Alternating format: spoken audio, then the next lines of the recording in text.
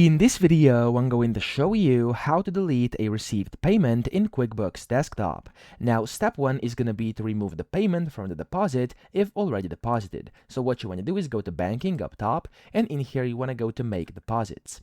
Here you want to go to Previous or Next over here to actually find the one you're looking for. So for example, over here, and you can then just click on a specific payment. So for example, I'm going to click on this one over here. Then you want to go to Edit, top left, and you want to click on Delete Line. Okay, so it says over here delete line, and you can just do that, and there we go, that line is going to be deleted. Okay, so that's one way to do it. Then click on Save and Close, and you're good to go. Now you then have to delete the payment. So once the payment is unlinked from the deposit, you can delete it from the customer's account. So go to Customers, then go to Customer Center.